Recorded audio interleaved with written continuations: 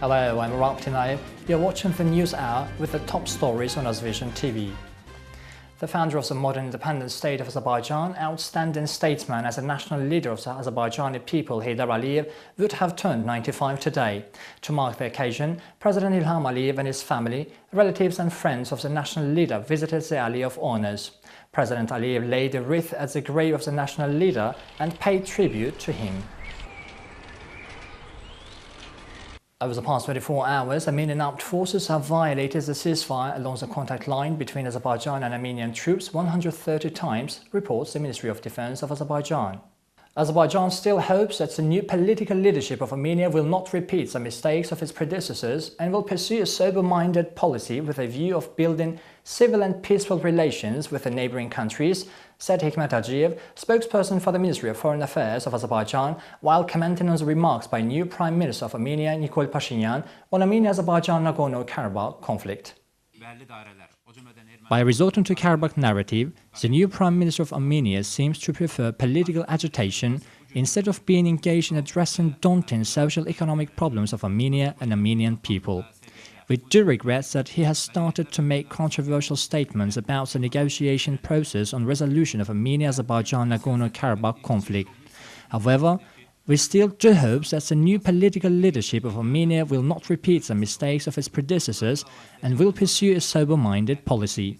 I would like to reiterate that Azerbaijan stands ready to continue the substantive negotiations on the basis of existing agenda with the mediation of OSCE Minsk Group co-chairs for the soonest resolution of the conflict. Armenia's newly elected Prime Minister Nikol Pashinyan signaled continuity in policy on the long-running conflict of Nagorno-Karabakh, stressing he was ready for more talks with Azerbaijan but wanted the separatists to take part too. He said he is ready to hold talks with Azerbaijan's president on behalf of Armenia, but the leadership of Artsakh Nagorno-Karabakh should hold talks on behalf of Artsakh. Note that Sargsyan also sought the participation of the separatists in the negotiations, but Azerbaijan opposed it. Baku International Sea Trade Port should take advantage of the unique opportunities of its geographical location and become a hub of regional scale, said Zeno Agostino, president of the Port Authority of the Eastern Adriatic, today at a session at the conference of the International Association of Ports and Harbours in Baku. Agostino noted that the favourable location of the port is one of the most important factors influencing its upscale into a transport hub. Baku has the necessary factors for this. The port should take advantage of the unique opportunities of its location as the intersection of trade routes. As I know, a legal framework has also been established.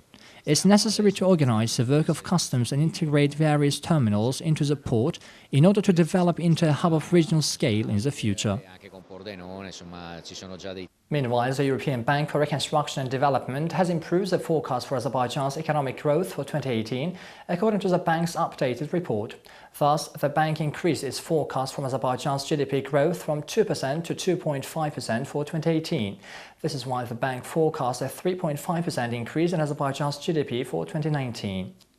And now the President Donald Trump has decided to withdraw the United States from a multinational nuclear agreement with Iran, saying the deal is defective at its core and announcing the highest level of sanctions against Iran. President Trump's speech in the diplomatic reception of the White House puts the U.S. in breach of one of the most important diplomatic agreements in recent history, a deal it helped to negotiate. The diplomatic reception around the world dismay, if not surprise. In recent weeks, the French President Emmanuel Macron and the German Chancellor Angela Merkel came to Washington to lobby Trump. The UK Foreign Secretary Boris Johnson even went on the cable TV show the US President is known to watch over breakfast. All his efforts failed, and the US's three closest European allies issued the statement. It's with regret and concern that we, the leaders of France, Germany and the United Kingdom, take note of President Trump's decision to withdraw the United States of America from the Joint Comprehensive Plan of Action. Together, we emphasize our continuing commitment to the JCPOA. This agreement remains important for our shared security. The European Union pledged to stay in the deal and make it work without Trump.